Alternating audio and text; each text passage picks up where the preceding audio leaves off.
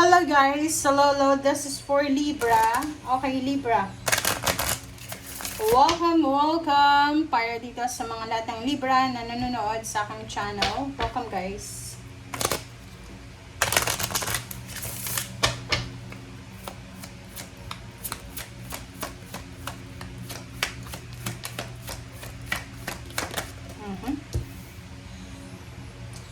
Okay. Fighting. Bakit ganon? Why? There's a fighting ba? Okay.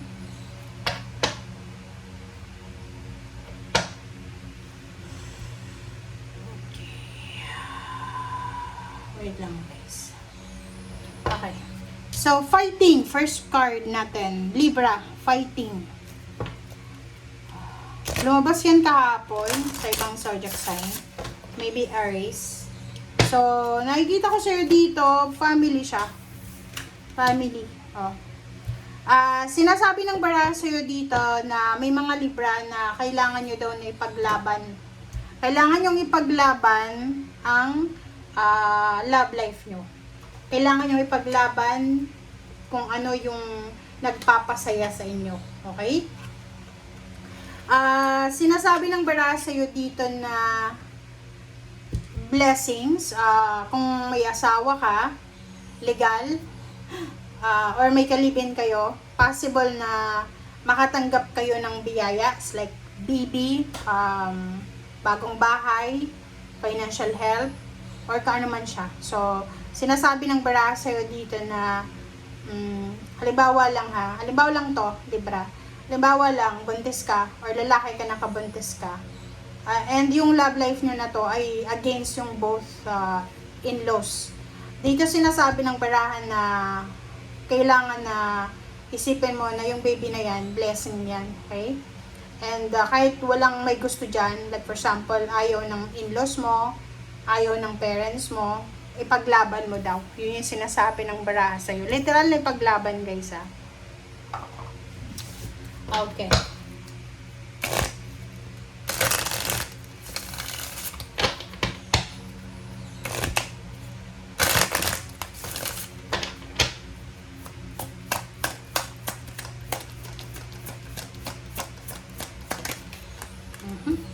Laila. Okay, from Laila, anong message sa'yo? Sabi sa'yo, Libra, ni Laila, pag halimbawa lang na sa linggong ito, medyo pagod ka, stress ka, yung parang feeling mo gusto mong magpahinga, maging alone lang, spend time alone in nature. So, mag-meditate ka, pumunta ka ng dagat, ilog, or kung saan man, diba? Pagkagising mo sa umaga, kung malakas yung sikat ng araw, umarap ka sa araw, and then yun. Dito sinasabi ng barahan na kung may kailangan ka, humingi ka ng tulong. Ipag-pray mo yung mga pangangailangan mo, invoke angels and archangels na tulungan ka para sa kung ano man yan na kailangan mo sa ngayon. Okay.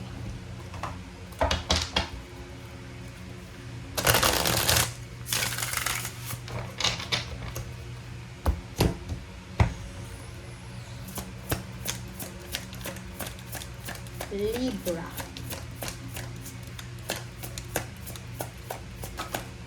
Alright, so Knight of Earth. Wow, this is lucky. Okay, sabi ng bara sa'yo dito, kailangan mong ihanda ang sarili mo. Kailangan mong ihanda ang sarili mo, Libra. Prepare yourself. Okay? Sinasabi ng bara sa'yo dito na there's a financial offer na posibleng i-offer sa'yo. Pwedeng sa sitwasyon na trabaho yung i-offer, pera, pwedeng pautangin ka, pahiramin ka ng sasakyan, pahiramin ka ng bahay, parang ganun. So, sinasabi ng barahan na ito na maraming, kumbaga, financial inflow ang darating sa buhay mo. Okay? So, yun na nga, you have a guardian angel, okay? So, kung may mga kailangan kayo, i-invoke nyo lang yung mga angels nyo para matulungan kayo. Alright? So, yan. Wait lang guys, lobat na ako. Oh my God. Okay, wait lang.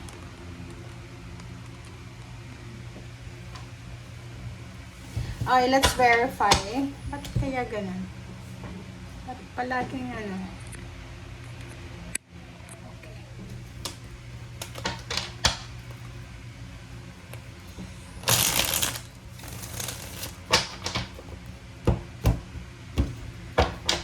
Okay, Libra. Ten of Swords. Empress. Wow, ang galing na ito ah. Alam mo itong dalawang barahang to, ito ay reconciliation. 'Di ba? Renewal of relationship, apology accepted, reconciliation.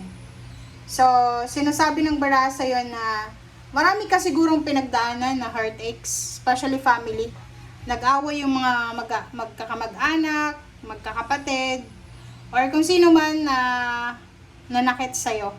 Pwedeng may nanakit sa'yo or ikaw yung nakasakit. Sinasabi ng baraha na there's an opportunity of new beginnings coming para sa'yo. So, may possible na magsisend sa'yo ng message para makipag-usap or humingi ng tulong or tawad, parang gano'n. Diba? The World card and the Empress, dalawa siya, major arcana siya. So, sinasabi ng baraha na matatapos na daw, Libra. Matatapos na yung gulo, matatapos na yung pain and heartaches na nararamdaman mo. There's a new ideas, there's a relationship na magsisimula ulit. Yun, magpapatawaran. Pwedeng galing ka sa heartbreak, kakahiwalay mo pa lang, tapos sinasabi ng baraha na there's a blessings coming para sa'yo. So, huwag kang mag-alala. Dito naman, doon sa mga Libra na nasa ibang bansa, sinasabi ng baraha sa inyo na kung nasaan mang bansa kayo, huwag nyong i-take for granted yung kung nasaan kayo ngayon. Kasi, yung situation mo sa ngayon, pangarap yan ng ibang tao. Okay, so nakikita ko sa'yo dito na yung iba sa inyo dyan, medyo pa-chill-chill lang. Pero guys, sinasabi ng baraha sa'yo na maraming opportunities, financial opportunities ang papasok sa buhay mo. Na pwedeng maging rason para maging mayaman ka, successful ka. So, kailangan mong i-grab yung opportunities na yan. Ano man na opportunities yan, guys. Alright, so dito naman, King of Swords, Ten of Cups. Oh, sabi sa'yo sabi ng baraha dyan sa'yo, Libra, mga mga darating sa buhay mo. So, incoming pa lang siya. King of Swords, nakikita ko na may Libra dito na posibleng you're preparing for an occasion. Tingnan mo. You're preparing for an occasion. Like, pwedeng nagpapatayo ka ba ng bahay? Nagpapa-renovate? Parang ganon. Housewarming ba yan? House blessing? Binyag? Birthday celebration? Basta family celebration siya. So, nakikita ko sa'yo dito na because of the celebration na to, possible na makahawa ka ng malaking halagang pera. Limpak-limpak na salapi ito. So, sa ngayon, maghintay ka lang muna. Okay? Sinasabi ng baraha na ito ay para sa future. So, sa ngayon, halimbawa lang Libra, halimbawa lang, if ngayon ay hindi masyadong maganda yung takbo ng finances mo, sinasabi ng baraha sa'yo dito na kailangan mong maging mapasensya, maghintay ka muna, kasi yung Page of Pentacles mo, this is the future. So, sabi ng baraha sa'yo, yung future mo daw ay maganda. Maganda yung takbo ng salapi. May hawak kang pera. Okay? Hindi ka mawawalan. Hindi ka mamumroblema sa usaping salapi. Balanse, yung give and take na energy. Nakikita ko rin sa'yo dito na pwedeng family member or kung sino man siya na pwedeng makatulong sa'yo. Or pwedeng ikaw yan, may matatanggap kang tawag or text from someone na gusto niyang mangutang or gusto niyang humingi ng tulong financially. So, kung ikaw yon, nakikita ko sir dito na lalo kung wala kang pera, medyo maiinis ka. Pero kung ikaw ay may pera, kahit konti, bigyan mo siya. Okay? Kasi yung future mo, maganda Maganda yung future mo, lalo sa pera. Sinasabi sa'yo ng baraha dito na konting tiyaga pa, konting tiis pa, Libra. Papunta ka na doon sa exciting part ng finances mo. Okay? Thank you guys. Bye!